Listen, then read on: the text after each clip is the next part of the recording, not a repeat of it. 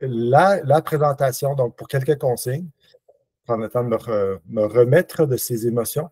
Donc, la présentation dure 50 minutes. Okay? Ça n'inclut pas le petit contretemps qu'on a eu malheureusement. On va avoir une période de questions et de réponses à la fin. La présentation est enregistrée, comme je l'ai dit au début. Je vais vous demander de désactiver vos micros, s'il vous plaît, par respect pour tout le monde. Et si vous avez des questions, des commentaires, vous pouvez me les envoyer sur le clavardage. On y viendra à la fin. Alors, je me présente. Désolé si j'ai l'air de m'essuyer le front, en effet. Je suis tout en sueur. Je m'appelle Joseph Ouachi, pour ceux qui ne me connaissent pas. Et je suis devenu entrepreneur il y a 3 ans. Alors, en fait, j'ai accompli un rêve que j'avais depuis très longtemps. J'ai commencé ma carrière en ingénierie il y a plus de 20 ans. J'ai gradué avec un bac en génie mécanique. J'ai fait un certificat en gestion de projet. Ensuite, j'ai fait un MBA. J'ai travaillé comme employé dans des boîtes d'ingénierie pendant une vingtaine d'années. La pandémie est arrivée. Et là, je me suis retrouvé, là, je vous simplifie vraiment l'histoire, mais je me suis retrouvé face à une étape de ma vie très importante où j'ai décidé d'entreprendre un rêve que j'avais donc depuis ma tendre enfance et de devenir entrepreneur, spécifiquement dans la santé. Alors, j'ai fait un certificat en nutrition, en conditionnement physique, en sommeil, gestion du stress et en récupération. Et j'ai bien entendu également fondé Foremix, donc une entreprise de coaching privé en saines habitudes de vie. Alors, c'est quoi les saines habitudes de vie? Vous me direz, eh bien, c'est vos 4 piliers de la santé. Alors, on parle dans l'ordre du sommeil, de la gestion du stress, dont on va discuter aujourd'hui, de la nutrition et des activités physiques. Alors, pour avoir un état de santé optimal, pour avoir une vie en santé optimale, c'est vraiment ces 4 piliers-là que vous allez devoir aborder dans votre quotidien. Si vous ne savez pas trop comment vous vous situez par rapport à ça, ou si vous êtes intéressé à en savoir plus là-dessus, ben, j'ai développé un service qui s'appelle un rapport d'évaluation et qui est personnalisé à vous, dans lequel je vais analyser vos habitudes de vie actuelles, donc dans les 4 piliers de la santé, et je vais vous faire des recommandations sur ce que vous devriez carrément arrêter de faire, ce que vous devriez peut-être changer ou ce que vous devriez rajouter à votre routine habituelle. Alors, le rapport d'évaluation, je vais en reparler un petit peu pendant la conférence. Vous allez voir, il va y avoir des liens avec ce que je vais dire. Pour faire le rapport d'évaluation, juste comme ça, vite, vite, mais vous allez devoir me remplir un journal quotidien pendant 2 semaines. Okay? Donc, sur une application, vous me remplissez un journal quotidien qui prend quelques minutes par jour. Après 2 semaines, je prends toutes ces informations-là, je les collige dans un rapport de 4 pages, donc une page par pilier. On se rencontre pendant 1 heure, puis on fait le tour de toutes vos questions. Oui, OK, merci. Alors, avant de commencer sur le stress, je veux vous parler quand même de l'état de santé en général, c'est-à-dire votre état de santé spécifiquement. Votre état de santé, c'est important de le comprendre, il est sous votre contrôle. Okay? Donc, les 4 piliers de la santé que vous voyez en vert ici représentent 80% ou plus de votre état de santé. Ça veut dire que si vous adoptez des bonnes habitudes de sommeil, de gestion du stress, de nutrition et d'activité physique, vous allez être capable d'avoir un impact extrêmement important sur votre état de santé. Le reste, les petits bobos qui ne sont pas capables d'être réparés avec des habitudes de vie ou la maintenance générale, parce que de temps en temps, un bon massage, ça fait du bien aux muscles, bien, le reste, c'est vraiment les thérapeutes externes. Donc, que ce soit un chiro, un masso, un naturopathe et ainsi de suite. Mais vraiment, le principal, ça va venir d'actions volontaires que vous allez décider d'entreprendre ou non pour votre santé, bien entendu. Alors, on va commencer avec tout de suite, donc, le stress, la conférence sur le stress. Et on va commencer par observer ce graphique du stress et apprendre qu'est-ce qu'il nous apprend. La première leçon qu'on apprend en regardant ce graphique, c'est que le stress est inévitable. Que vous soyez très stressé ou que vous soyez très peu stressé, vous allez vous trouver quelque part sur cette ligne verte. OK? Le stress est inévitable, c'est impossible de vivre sans stress. Vous pouvez essayer, ça n'arrivera pas. Alors, essentiellement, ce que je suis en train de vous dire, c'est que vous allez avoir deux choix dans la vie. Le choix de faire du stress un allié de votre santé ou le choix de ne rien faire parce que ce n'est pas le bon moment ou parce que ça ne vous tente pas. OK? On va y revenir plus tard. La deuxième leçon qu'on apprend dans ce graphique, c'est que le stress, il n'est pas là pour nous amuser ou pour nous faire de la peine ou peu importe, il est là pour nous protéger. La fonction principale du stress, la raison pour laquelle quelqu'un a inventé le stress ou pour laquelle nous avons développé un réflexe de stress, c'est vraiment pour nous protéger d'un danger qui est soit réel, soit apparent. OK? On va aussi en reparler un petit peu plus dans la présentation. La troisième chose qu'on apprend à travers ce graphique, c'est que le stress a un impact direct sur votre état de santé. Ça va être la première partie de ma présentation. Ça va durer un bon 15-20 minutes. Alors, je mets ça de côté pour l'instant parce qu'on va vraiment l'aborder en profondeur. Et puis finalement, la quatrième chose qu'on apprend à travers ce graphique, c'est que le stress va avoir un impact sur nos comportements. Alors, ça, je pense que les gens sont assez c'est assez intuitif, là, mais quand vous êtes stressé, vous allez adopter certains types de comportements et ces comportements-là vont avoir un impact, bien entendu, sur votre santé. Ça va être la deuxième partie de la présentation. Alors, sans plus tarder, on va regarder le stress et votre état de santé. Donc, on va parler un petit peu plus de cet aspect-là. Si vous permettez, je veux juste...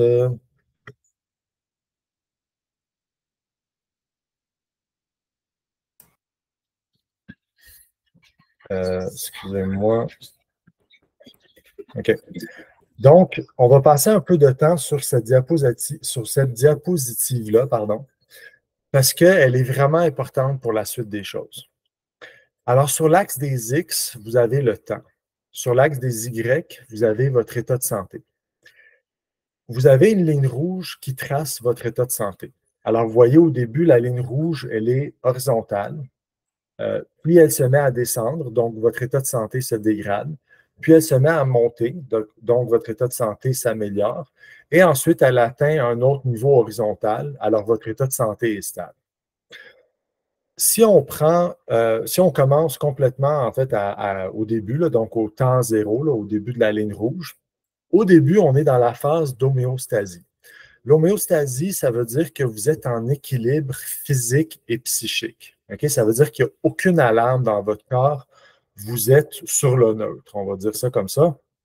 Par exemple, le meilleur exemple, c'est quand vous vous réveillez, dans les secondes qui suivent votre réveil, vous êtes en homéostasie. Okay? Ça, c'est pas mal universel pour tout le monde. Dans les quelques secondes qui suivent le réveil, on est en homéostasie. Pourquoi je dis quelques secondes? Parce que c'est pas long que le hamster dans notre tête se met à rouler et là, on commence à tomber justement dans des phases de stress.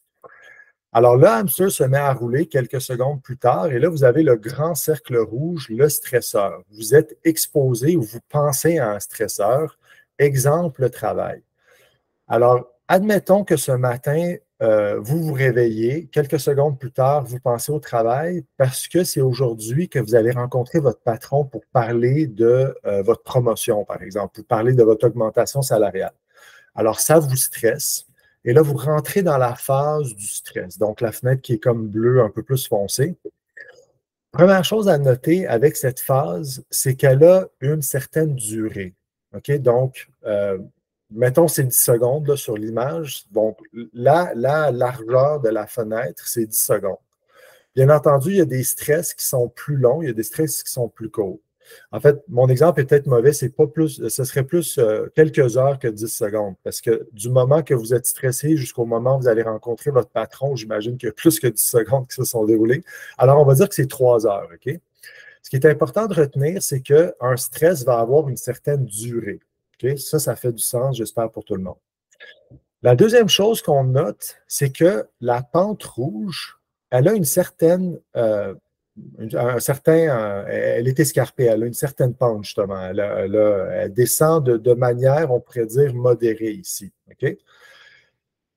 La pente de la pente, ou est-ce que si la pente est abrupte ou si la pente est moins abrupte, ça va être l'intensité du stress. OK? Donc, Là, on pourrait dire que la pente, elle est modérée, alors l'intensité du stress que vous êtes en train de vivre est modérée.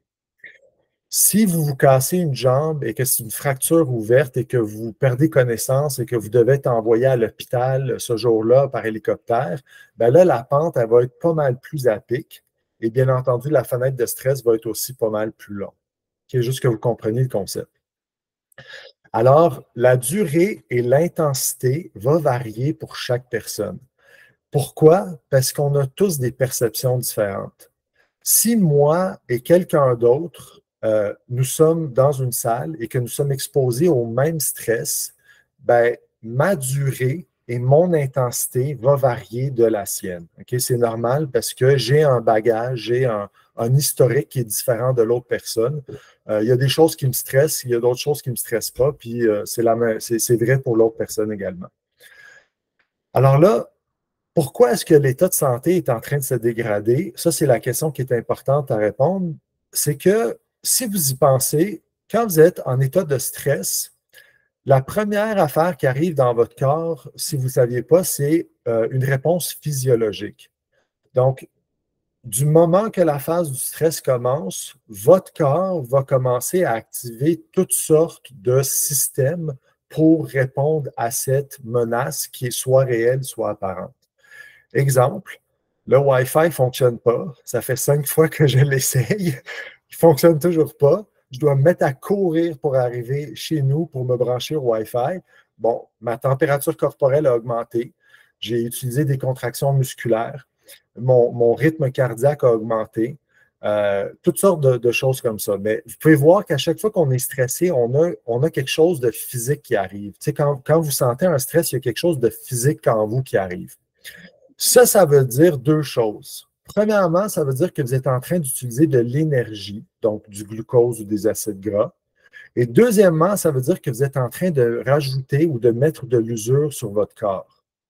Parce que si vous faites fonctionner votre corps, ben, vous êtes en train de l'user. Si ce n'est pas clair, ce principe-là, je vais utiliser l'analogie d'une voiture. Okay? Je vais l'utiliser plusieurs fois pendant la conférence. Quand vous conduisez une voiture automatique, vous la démarrez, vous la mettez sur la lettre D, le drive, et là, la voiture se met à avancer à une vitesse constante. Ça, c'est la phase d'homéostasie. Okay?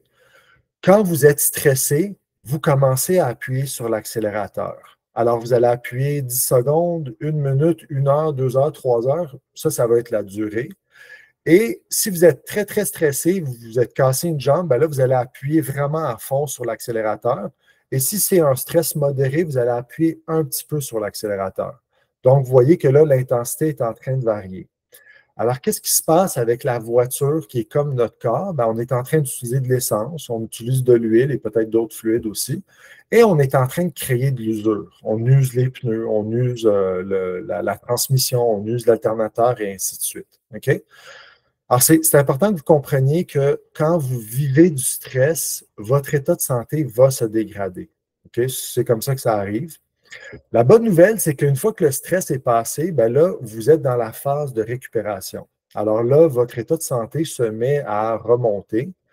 Et dans mon exemple, l'état de santé après le stress, il est plus haut qu'avant. Okay? Ça, c'est mon exemple.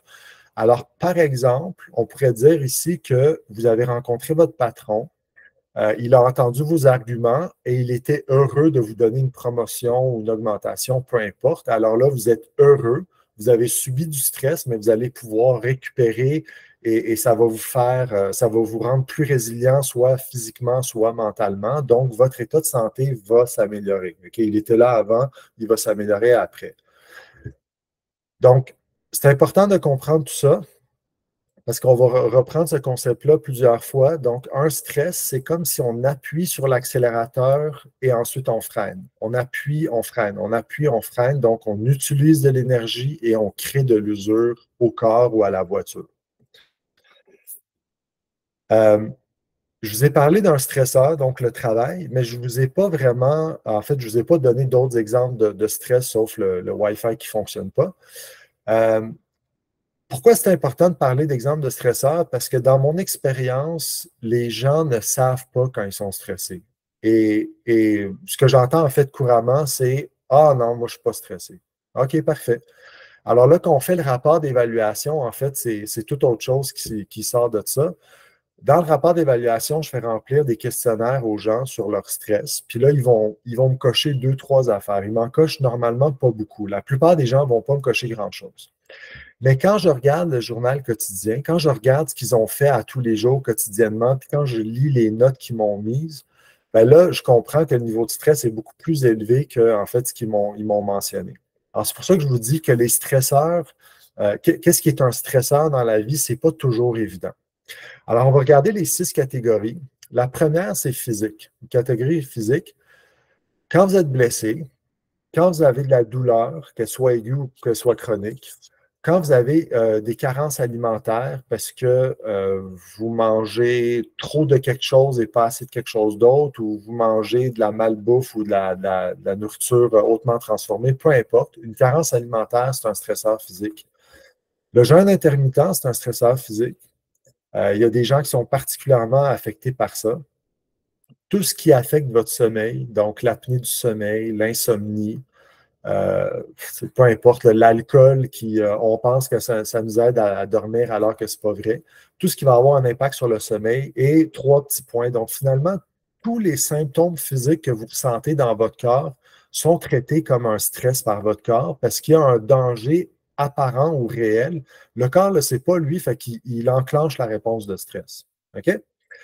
Catégorie mentale, celle-là, c'est la plus populaire, si je peux m'exprimer comme ça, parce que c'est celle que les gens vont cocher le plus souvent. Disons une surcharge de travail, par exemple, une dette financière, un congédiement, du télétravail, du multitâche, du multitasking. Fait que celles-là sont plus intuitives pour les gens.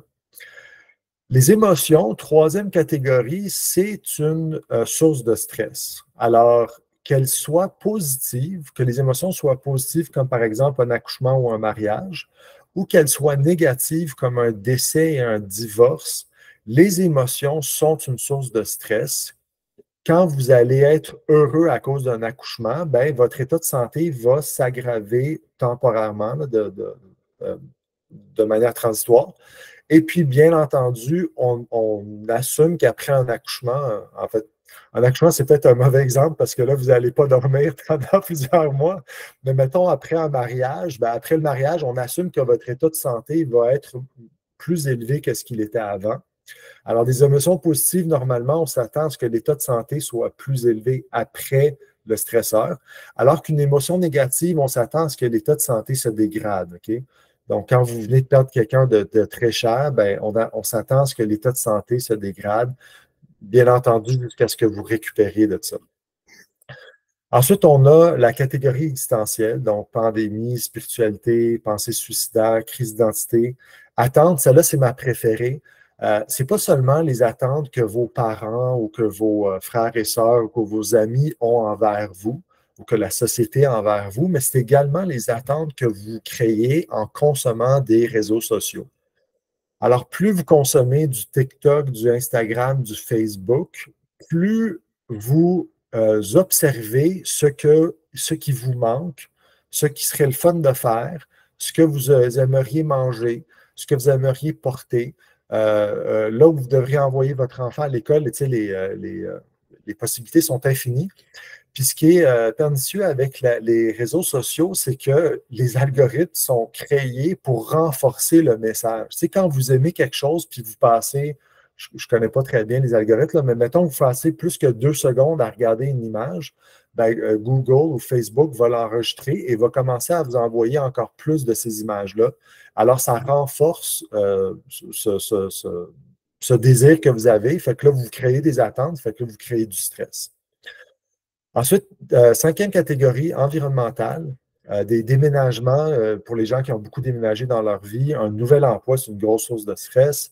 Les gens qui font des quarts de travail, le bruit et votre quartier. Vous pouvez être dans un quartier qui est bruyant, vous pouvez être dans un quartier qui est pollué, et ainsi de suite. Et finalement, la dernière catégorie, sociale. Alors, des enfants, autant le bonheur que ça nous amène que toutes les responsabilités, des parents vieillissants, des parents absents, des parents violents même. Les mesures sanitaires, ça a été un énorme stresseur pour tout le monde, particulièrement les plus petits, ça l'est encore malheureusement. La violence et la discrimination. Alors, si on était capable si on avait une montre, par exemple, qui nous indiquait si notre système nerveux est en activation ou il est désactivé, ben, tout ce qui active votre système nerveux, est considéré un stresseur. Alors, malheureusement, ces montres-là n'existent pas, puis de toute façon, ça ne nous aiderait pas tant que ça, mais finalement, tout ce qui a un impact sur le système nerveux, tout ce qui active le système nerveux est considéré un stresseur. Alors, sur ce, ben, une journée typique, on s'entend que ça ressemble pas à juste un stresseur. Tu sais, tout à l'heure, je vous ai parlé du stresseur du travail, puis là, je vous ai donné toute une liste de stresseurs. Une journée typique, c'est pas juste un stresseur, puis après ça, on va se coucher, puis la journée est finie, là. Une journée typique, ça ressemble à un mélange de ce que vous avez à droite et de ce que vous avez à gauche. Donc, il y a des stresseurs qui vont vous permettre d'améliorer votre état de santé. Il y a des stresseurs qui vont malheureusement diminuer l'état de santé et qui peuvent éventuellement créer des dommages. Une journée typique, c'est vraiment un mélange des deux.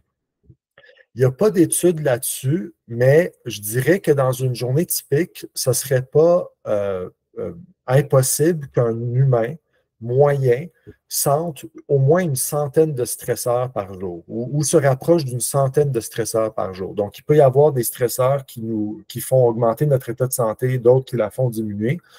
Sur une journée typique, normalement, votre état de santé ne devrait pas trop varier, à moins que, bien sûr, vous êtes cassé une jambe, par exemple, ou vous avez eu une expérience traumatisante.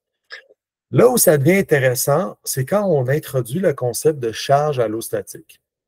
La charge allostatique, c'est un concept qui a été inventé pour finalement essayer de quantifier l'usure normale de votre corps qui est causée par le stress. OK? Il n'y a pas vraiment une bonne façon de la calculer, mais le concept a été créé pour dire, OK, plus on est stressé, plus notre charge allostatique, elle augmente. OK? D'une journée à l'autre, la charge allostatique ne va pas vraiment varier. Là. Ça va ressembler presque à une ligne droite parce que d'une journée à l'autre, encore une fois, à moins que vous cassiez la jambe, il n'y a pas une grosse variation. Là où ça devient intéressant ou plus pertinent, c'est quand on regarde d'une décennie à l'autre.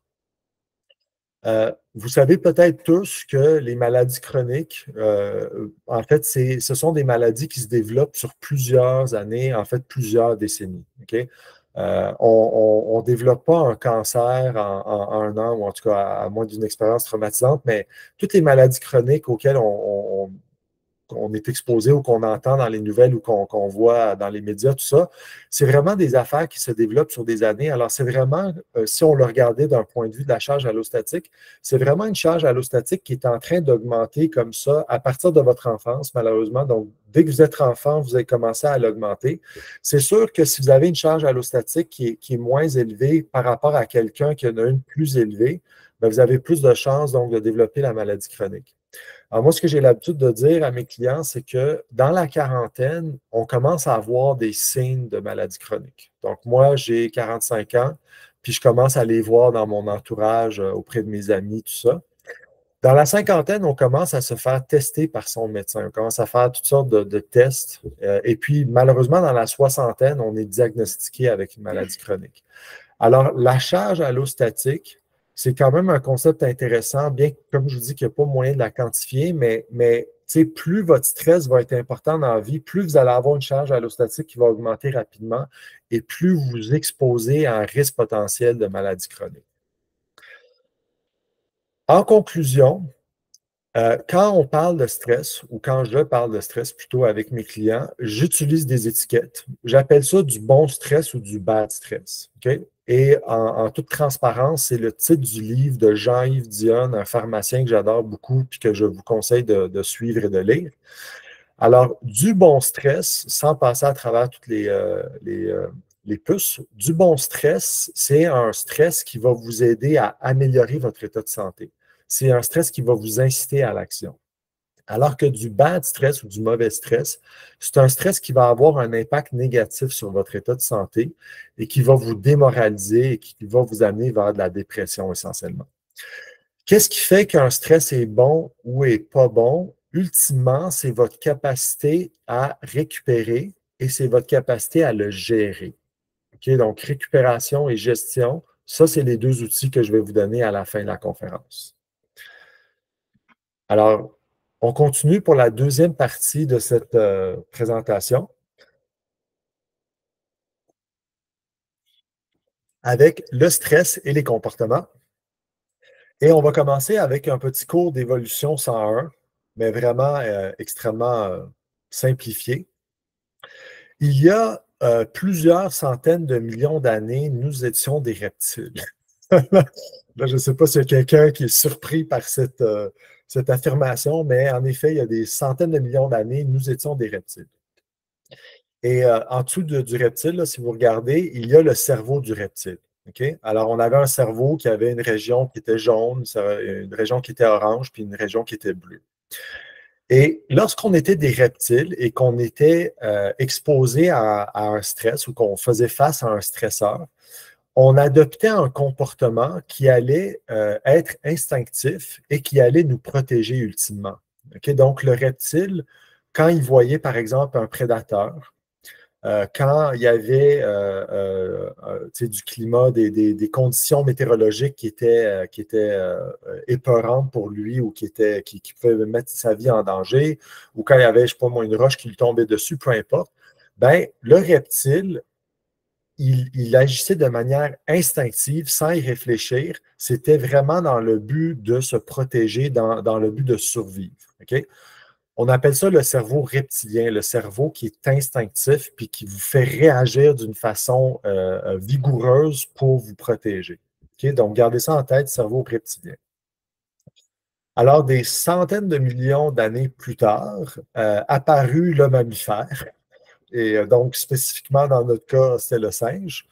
Et là, comme vous pouvez voir encore une fois en dessous de l'image du singe, il a un cerveau, bien entendu, mais là, le cerveau a évolué. En tout cas, il a changé. Il y a encore la partie jaune, orange et bleue, mais vous voyez que la partie jaune est rendue plus grosse, la partie rouge aussi. Donc, le cerveau a évolué. Le singe ou les mammifères, là, de manière plus générale, lui, il a commencé à être beaucoup plus émotionnel. Okay? Donc, le cerveau limbique ou la région limbique dans notre cerveau qui est liée aux émotions, le singe ou les mammifères en général ont commencé à être des êtres beaucoup plus émotionnels et à exprimer leurs émotions, à ressentir les émotions beaucoup plus qu'un reptile ne le faisait jadis. Pourquoi je vous dis ça? Ben, en fait, parce que si vous retournez à ce que je vous avais dit avant dans la liste des stresseurs, les émotions sont des stresseurs. Alors, si ça, c'était la charge allostatique de notre reptile, ben, on peut conclure que le singe, comme il est beaucoup plus émotionnel, va avoir probablement une charge allostatique plus élevée. Okay? Ça ferait du sens parce que soudainement, il y a non seulement la survie qui est importante pour lui, mais il y a également toutes les émotions qui créent des situations de stress et là, il se met à adopter des comportements beaucoup plus souvent que le reptile. Je pense que vous me voyez venir.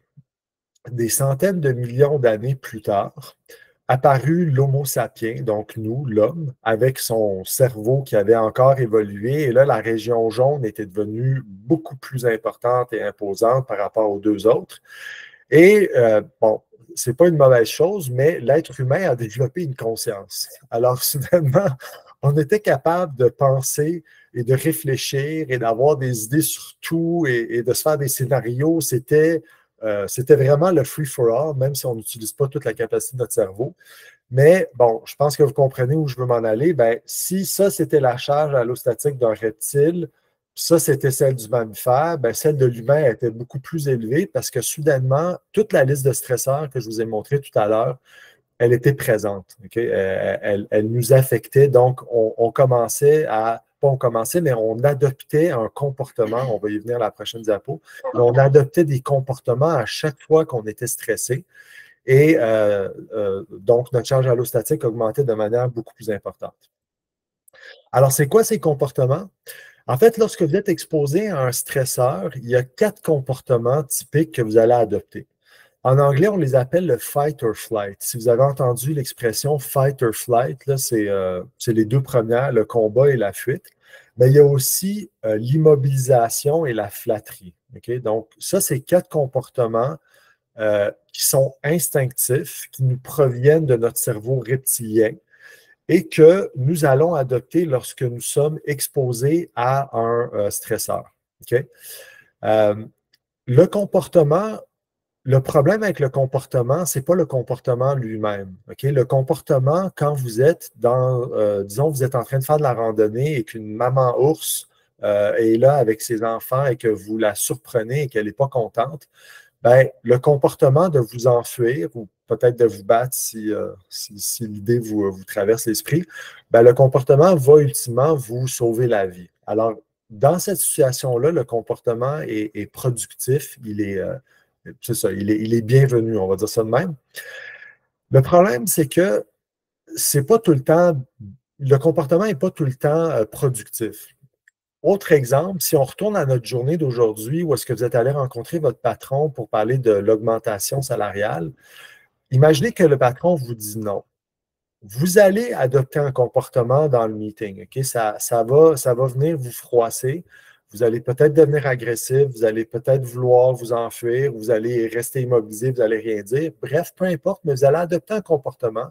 C'est normal, on est humain, c'est tout à fait normal.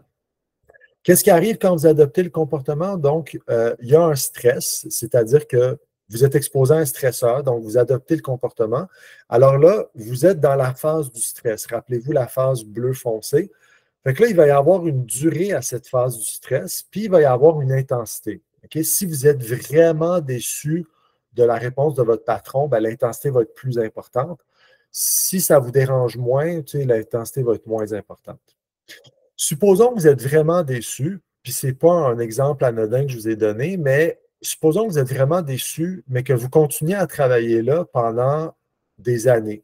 Parce que pour X, Y, Z raisons, OK? C'est proche de votre travail, c'est proche de votre maison, vous connaissez des gens là-bas que vous aimez bien, peu importe. Alors, supposons que vous continuez à travailler là pendant des années et que à tous les jours, quand vous allez au travail, vous repensez à cet échec, vous repensez à ce qui est arrivé quand le patron vous a dit non. Alors, à tous les jours, pendant des années, ce que vous êtes en train de faire, c'est que vous êtes en train d'adopter un comportement avec une phase de stress, donc avec une durée, avec une intensité. Fait que vous êtes en train d'augmenter votre charge allostatique. OK? Si, disons, la charge allostatique avant votre rencontre avec le patron était comme ça, mais que soudainement, il dit non et qu'à tous les jours, pendant les 10 prochaines années, vous commencez à penser à ça, donc à cet échec vis-à-vis le patron, ben là, votre charge allostatique va se mettre à monter de manière plus importante. Ça, c'est un exemple. Okay? Je vous ai juste donné un exemple avec votre patron, mais c'est des exemples qui arrivent ou qui peuvent arriver plusieurs fois dans la journée.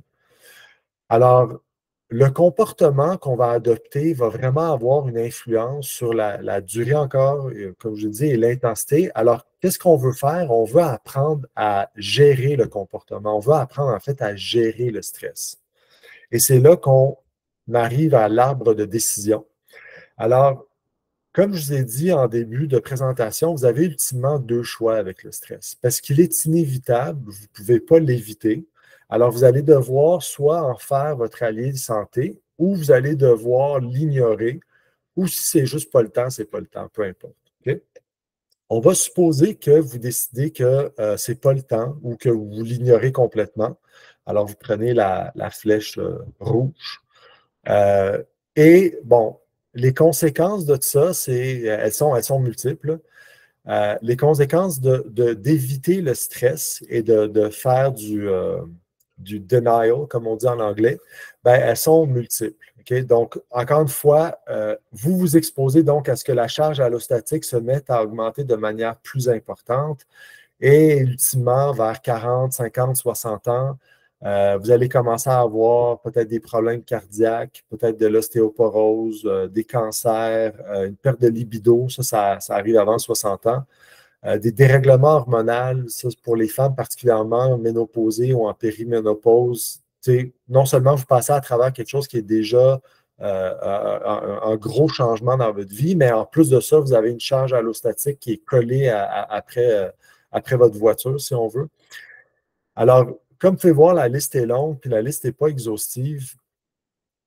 On peut faire ça, on peut ne rien faire et juste comme passer à travers la vie et subir notre stress et vivre avec et décider de ne rien faire.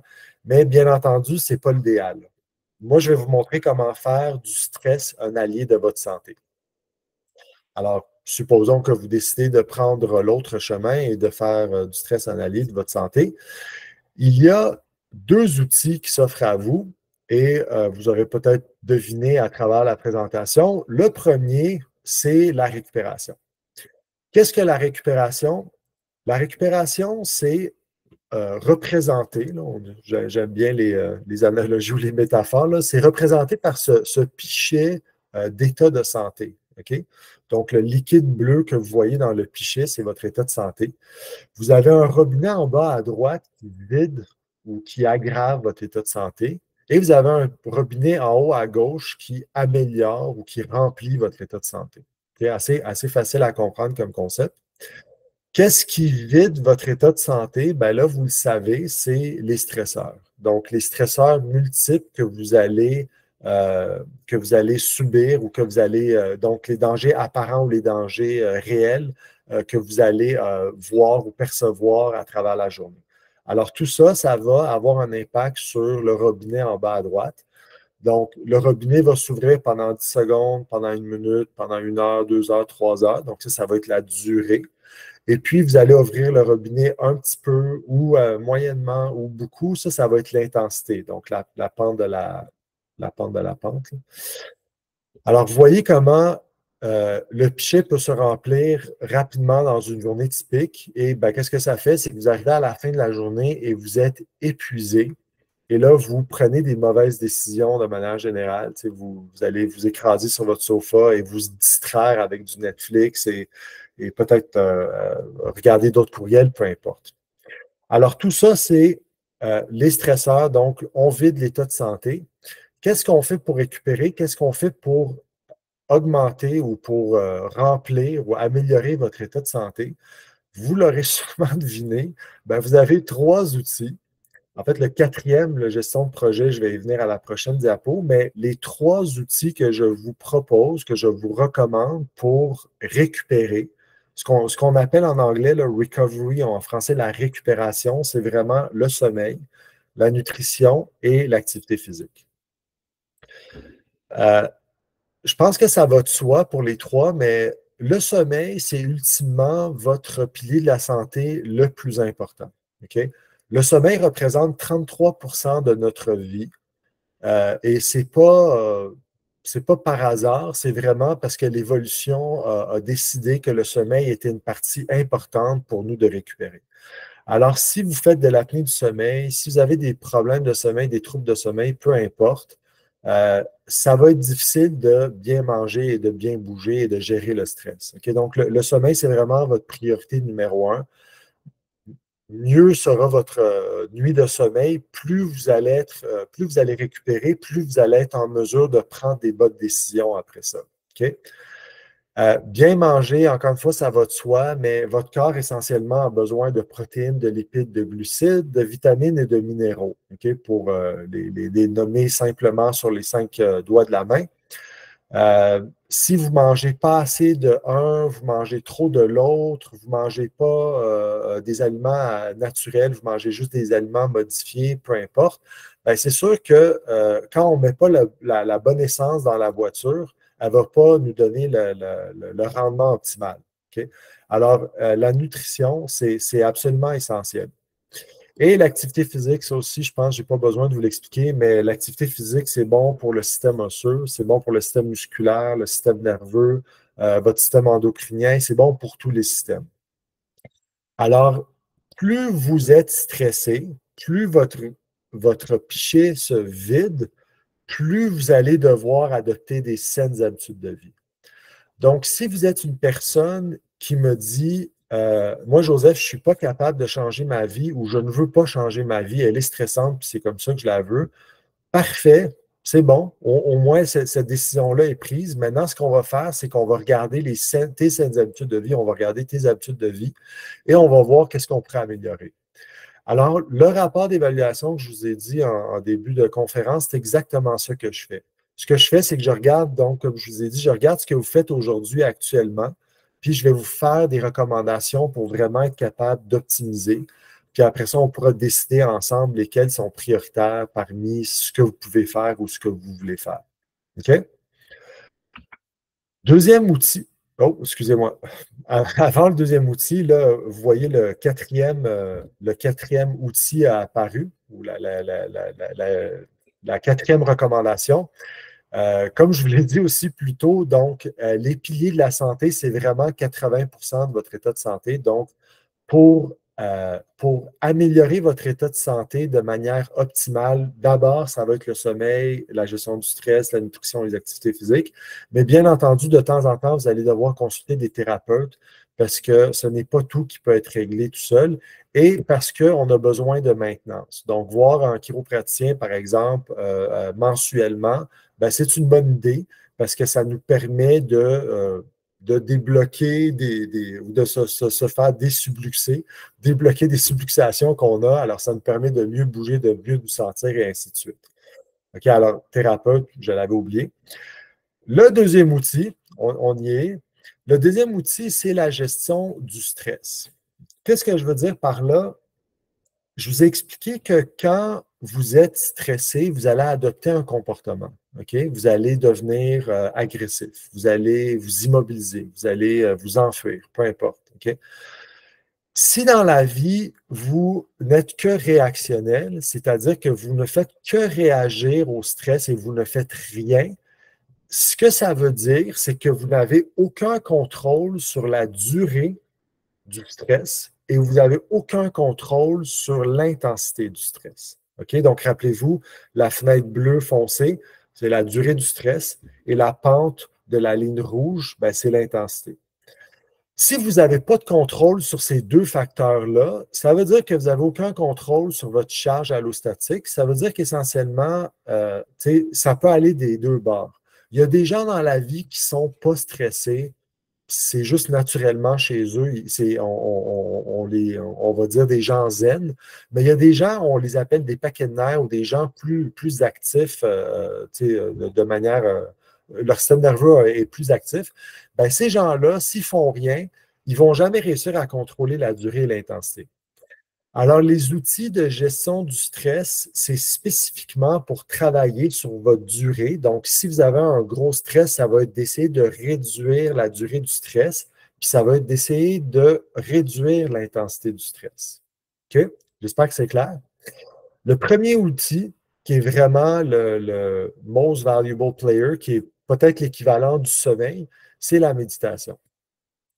Si vous êtes d'accord avec moi que l'activité physique, c'est bon pour la santé, et pas juste avec moi, mais avec toutes les études, toutes les recherches qui ont été publiées. Alors, si l'activité physique, c'est bon pour la santé physique, ben, la méditation, c'est bon pour la santé mentale. OK? La méditation, c'est un outil de contrôle de notre santé mentale ou de notre mental, en fait, de la dureté du mental, comme le disait si bien Bob dans Les Boys. Alors, avec de la méditation, on est capable de contrôler la durée, on est capable de contrôler l'intensité. Plus vous méditez, plus vous allez être bon à le faire. Ça ne veut pas dire que vous allez toujours réussir, mais vous allez être vraiment meilleur que si vous ne le faites jamais. OK? Donc, un cours de méditation, c'est vraiment un excellent investissement. Si c'était de moi, ça serait obligatoire dans les écoles dès l'adolescence, mais ça, c'est une autre question. Ensuite, deuxième outil, on a la cohérence cardiaque. Cohérence cardiaque, c'est des exercices de respiration. Vous pouvez en trouver des exemples sur Google. Alors, en respirant, en faisant des exercices de respiration, on va avoir un impact positif sur le système nerveux. Okay? Donc, qui dit calmer le système nerveux dit réduire la durée de la phase du stress et réduire l'intensité du stresseur. Par exemple, je n'avais pas le temps, mais tout à l'heure, quand je me suis mis à courir pour venir ici, j'aurais bien aimé avoir quelques minutes pour faire un exercice de cohérence cardiaque. Parce que quand je prends la peine de respirer, de faire un exercice de respiration, ce qui est intéressant, c'est que mes poumons sont connectés, bien sûr, à mon cerveau, mais sont aussi connectés à travers le même nerf. Ils sont connectés à mon intestin. Ils sont connectés à mon cœur aussi et d'autres organes. Alors, quand je respire, je suis capable de diminuer ma pression artérielle. Je suis capable de diminuer, pas mon système digestif, mais de le rendre plus optimal, disons, de calmer les choses au niveau digestif. Alors, tout ça est connecté. Les exercices de respiration, donc, ont un impact sur plusieurs organes en même temps et donc aussi sur la durée du stress et l'intensité, comme je vous ai dit. La pleine conscience, c'est un autre outil qui est excellent, qui est très à la mode ces temps-ci. On parle tout le temps de mindfulness, pleine conscience. Pleine conscience, essentiellement, ce que ça veut dire, c'est que vous êtes dans le moment présent. Ça, vous l'avez peut-être entendu. Qu'est-ce que ça veut dire être dans le moment présent? Ça veut dire que quand je mange et je ne fais rien d'autre. Quand je suis en train de lire un livre, je lis mon livre, je ne fais rien d'autre. Quand je suis en train de m'entraîner, je fais de l'entraînement et rien d'autre. Oui, on peut s'entraîner en pleine conscience. On peut travailler en pleine conscience. Quand vous êtes en train de manger, par exemple, et que vous regardez la télévision et que vous avez votre téléphone dans la main, que vous parlez à quelqu'un, vous n'êtes pas en pleine conscience. Si vous voulez voir des experts, en fait, des professionnels de la pleine conscience, regardez les enfants, je vous dirais, avant l'âge de 4-5 ans, les enfants sans tablette, parce qu'une fois que la tablette tombe dans leurs mains, malheureusement, ils perdent leur pleine conscience. Mais les enfants sans tablette plus jeunes que 4-5 ans, c'est des pros de la pleine conscience. Quand ils font quelque chose, ils ne font rien d'autre. Et finalement, je vais finir là-dessus vite, vite, mais un brain dump, une liste de to-do, une liste de choses à faire et un agenda, c'est une façon de mettre sur papier des affaires que vous essayez de vous rappeler. Quand vous essayez de vous rappeler de quelque chose, ça active votre système nerveux, ça crée du stress. Alors, on utilise le brain dump, la liste de choses à faire et l'agenda pour tout écrire. Comme ça, on décharge notre cerveau et on peut se concentrer sur d'autres affaires plus importantes. Ouf!